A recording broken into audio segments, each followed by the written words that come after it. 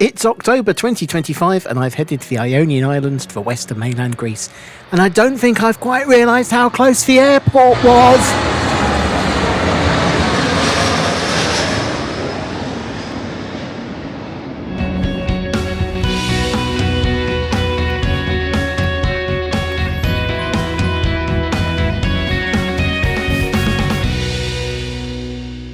Zakynthos, also known as Zante, is the third largest of the Ionian Islands that sit to the west of mainland Greece, and for my trip to explore the island, I've based myself in the southern resort town of Kalamaki. Kalamaki sits at the eastern end of the Bay of Laganas, named for the much larger and significantly more boisterous resort town of Laganas at the western end of the bay. The beach is a nesting place of the endangered loggerhead sea turtle, often referred to on the island by its Latin name Caretta caretta, and consequently Kalamaki is, by law, a significantly quieter town than its neighbours in an attempt to help the turtles. The beach is only open from dawn until 7 p.m, with no access outside of these times. Sea and sunbathers are asked to keep to a narrow strip of sand close to the water's edge, away from the higher sands and dunes where the turtles lay their eggs.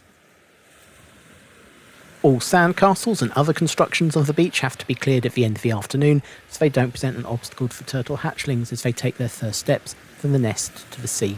Once in the sea, the hatchlings will spend several months in shallow waters, so there's also a total ban on all water sports off of the beach.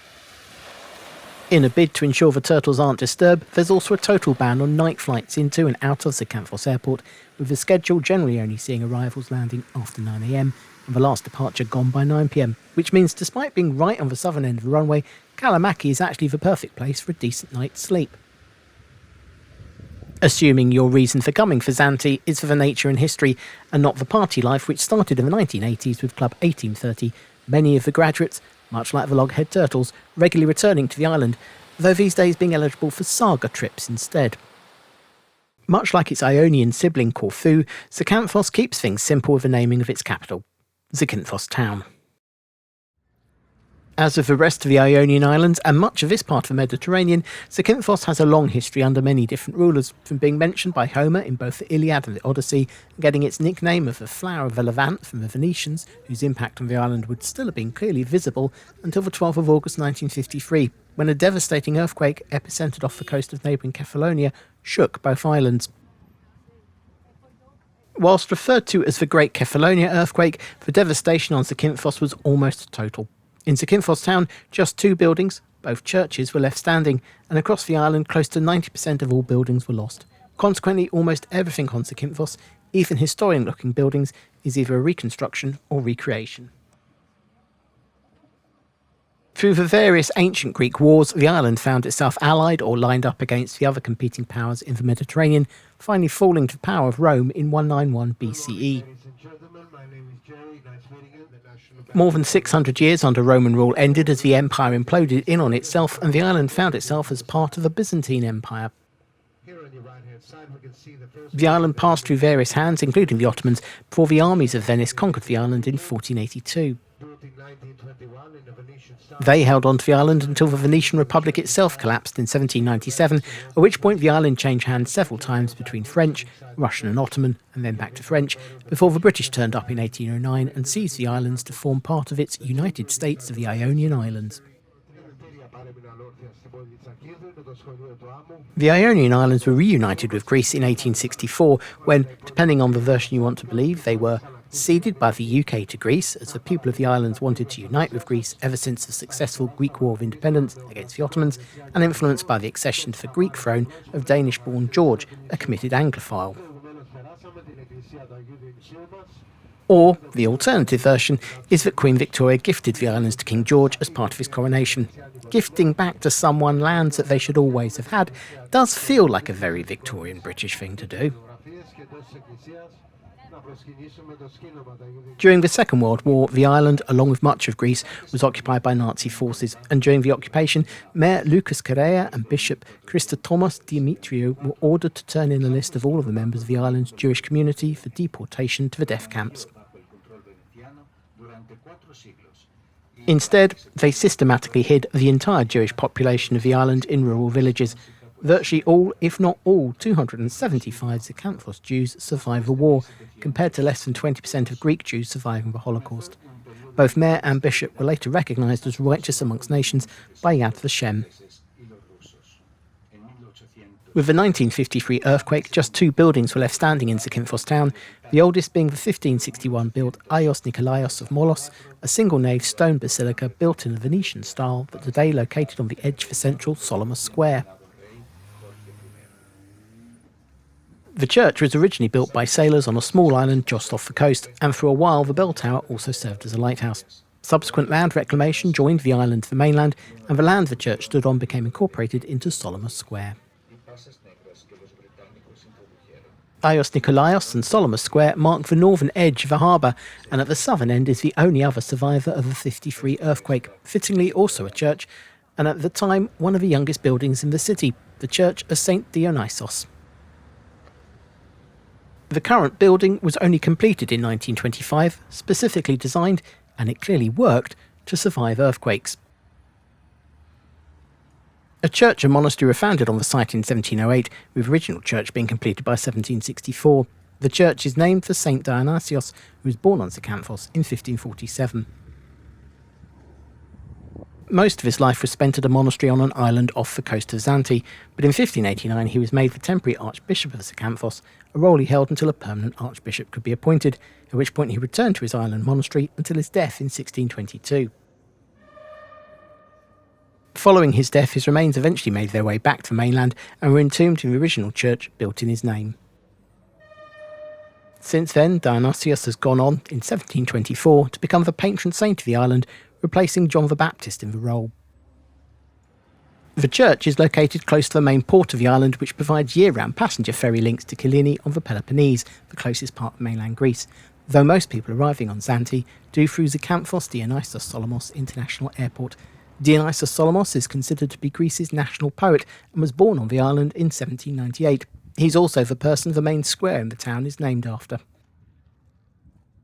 And back up in Solomos Square is the town's main museum, the Byzantine Museum of Zakynthos.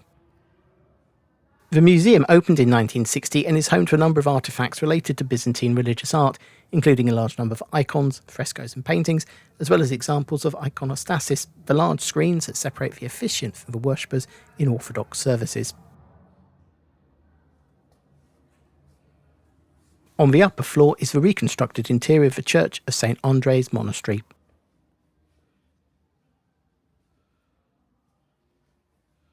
The chapel was originally constructed in the 16th century and was decorated sometime in the following century by unknown artists. The church suffered significant damage in the 1953 earthquake, and the decision was taken to restore the frescoes in the safety of a new building, in this case the Byzantine Museum.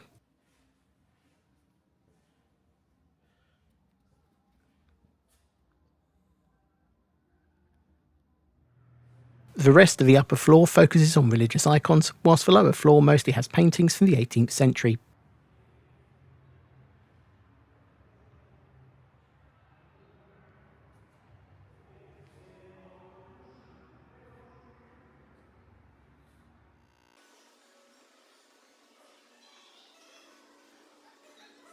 There is also a model of the city centre from the period before the devastation of the 1953 earthquake.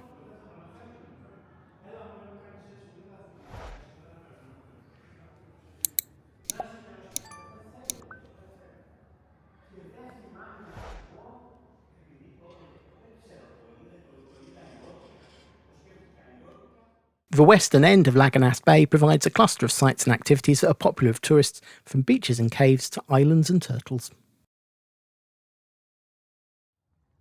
One of the most famous is Cameo Island, though its official name is Aiosostis, named after the church that once stood here.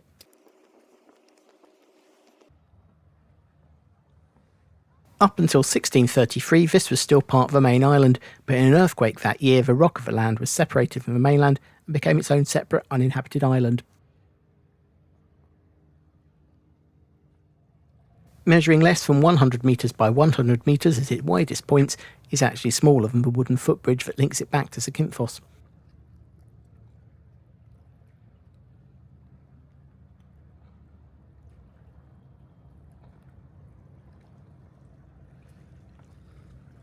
Today, the island is home to a cocktail bar and a secluded beach that's a popular wedding venue. so popular that the island closes in the afternoon most days to enable services to take place down on the beach.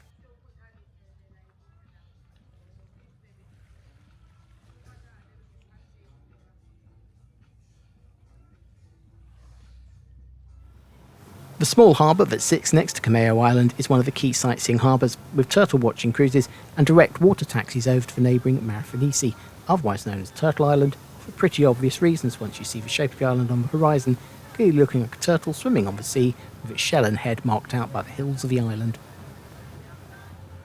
The tour I went on was heading for Turtle Island eventually, but first we went for an explore along the spectacular section of coastline from Laganas round to Keri, past the many caves, sea stacks and sea arches.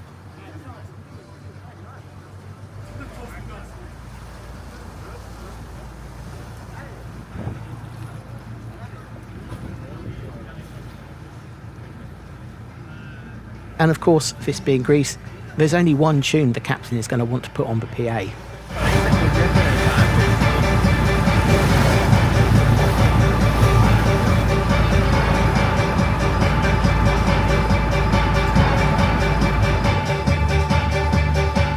This is a beautiful photo, the cave on the right. The cliffs here are high and pretty much sheer, but at the foot of them the sea is eating away, creating small caves.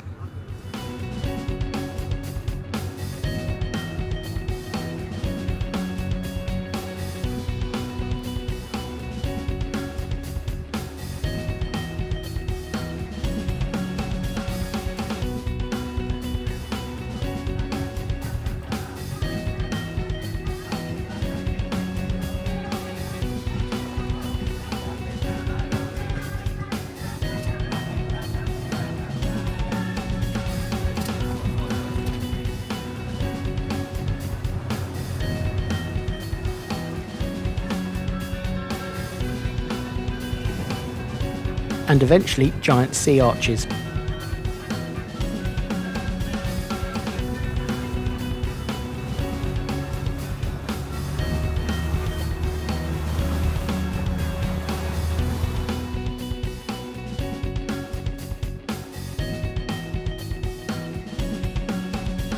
There's a 20-minute stop in the calm, crystal clear waters at the base of one of the cliffs for an optional swimming stop.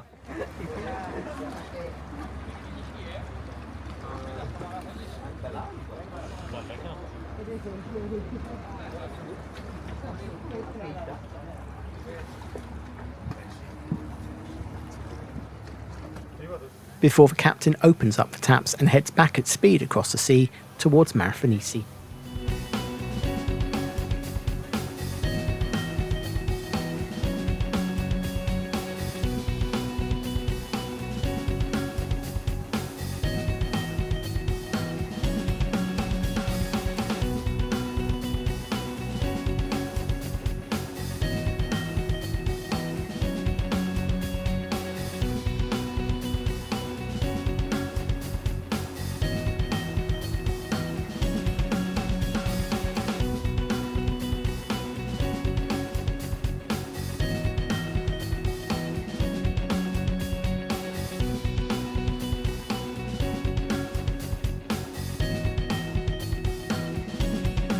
Here, the boat sails into the caves on the south side of the island.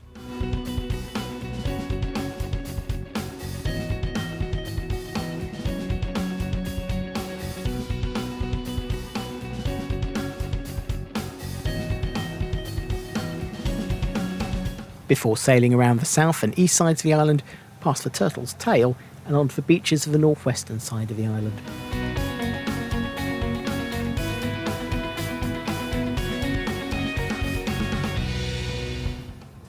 Much like the beach at Kalamaki, the beach on Marathonisi is an important turtle nesting site, meaning only a small section of the beach close to the water is open for the public, and with many tours and private taxis landing on the island, it can get busy. Especially when there are floating kiosks to attend to all your food and drink requirements. But if you wander a little further down the beach, you do get to some spots where you have a part of the beach almost to yourself, and the crystal clear waters that normally only inhabit Instagram and holiday brochures. The video camera does not do justice to the shades of blue this sea was. To see more of Zante, I took a day tour from the south coast up towards the north of the island in search of more caves and a shipwreck. After picking up from the hotels along Laganas Bay and then into Zakynthos Town, the tour started with a quick ascent up 100 metres or so to the small town high above the capital, Bochali. The town is also the location of the former Venetian fortress of the island, though little of it remains to today, and the tour didn't have time to visit it, but there were just enough time to take in the views down over the island's capital, its harbour, and further on to the airport at Kalamaki and the unmistakable shape of Marathonisi. From Bochali we continued heading north and into the first of some questionable weather for the day.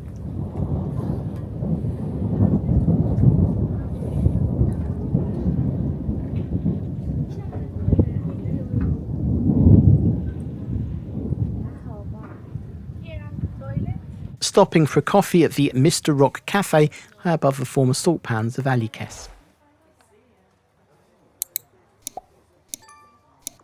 And for north, in the rain, the coastline of Zakynthos, and appearing from their shroud of clouds, the peaks of the neighbouring island of Kefalonia.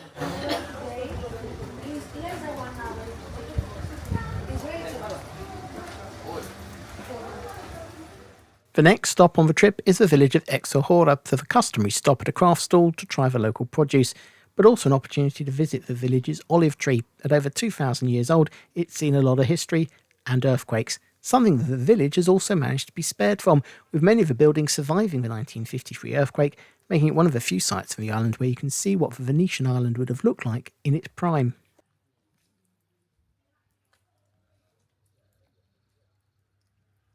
The next stop is the one that features on every image of the island as we head to the cliffs of the northwest coast, high above Navagio Beach and its world-famous shipwreck. On the 5th of October 1980, the coaster MV Panagiotis ran aground during stormy weather. While it's never officially been confirmed or denied, it's suspected that the ship was in the process of smuggling contraband, most notably cigarettes, from Turkey to Italy when it was caught in the storm, though the more lurid retelling suggests that this was a mafia operation and the crew of mafiosos on board got into a fight during the storm, which was why control was lost of the boat.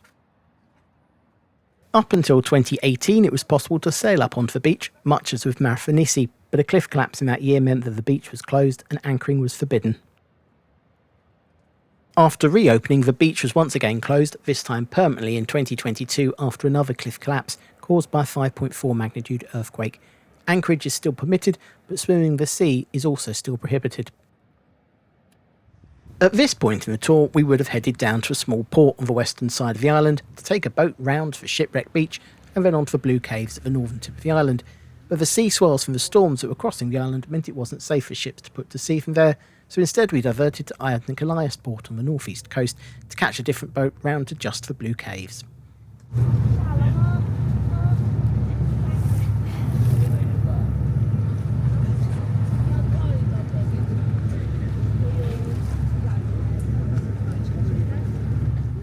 Or at least that was the original plan as we set off out of the harbour into already slightly choppy seas.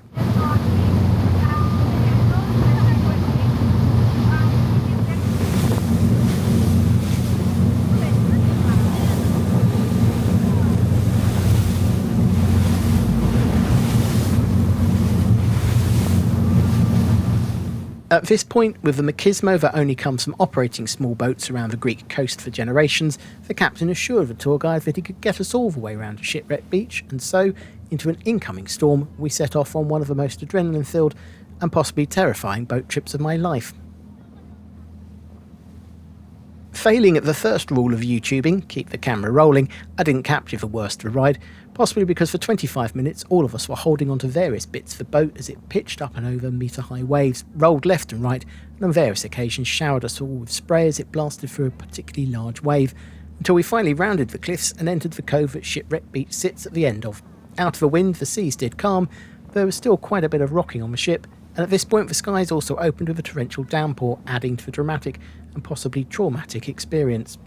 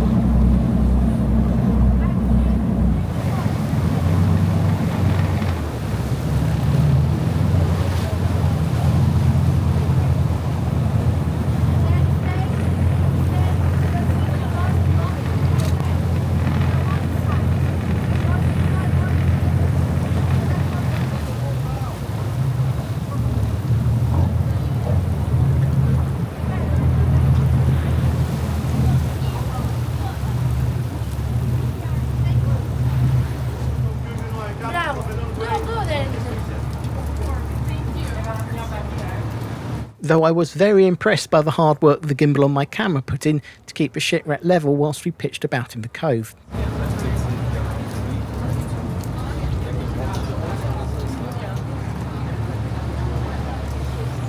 Thankfully, the captain decided to wait out the worst of the storm in the cove, so by the time we started to make the journey back, the waters were significantly calmer. From Shipwreck Beach, it was back on the scheduled part of the tour to the Blue Caves. These caves are located on the northern tip and northeastern coast of the island, and once again have been formed by the power of the sea eating away at the cliffs. With light-coloured sand on the bottom of the shallow sea at this point, and the sunlight reflecting at the correct angle, these caves, even on a dull and wet afternoon, live up to their name, with vibrant blues of the sea not really coming out on video and needing to be seen with the naked eye.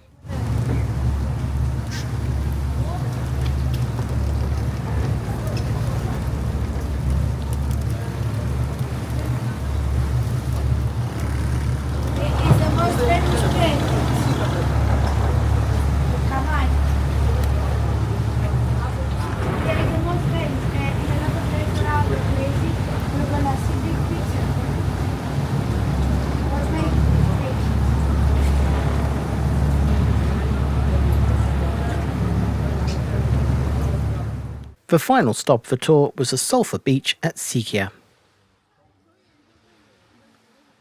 The beach is so named for the sulphur spring that emanates from the caves of the base of the cliff, slightly lowering the water temperature compared to the neighbouring beaches and creating a slightly milky hue to the water, and also, depending on the direction of the wind, providing exactly the smell you'd expect from a sulphur spring. The sulphur in the water is said to provide medicinal properties, but is particularly helpful for joint and skin complaints, and in better weather, this is a popular beach.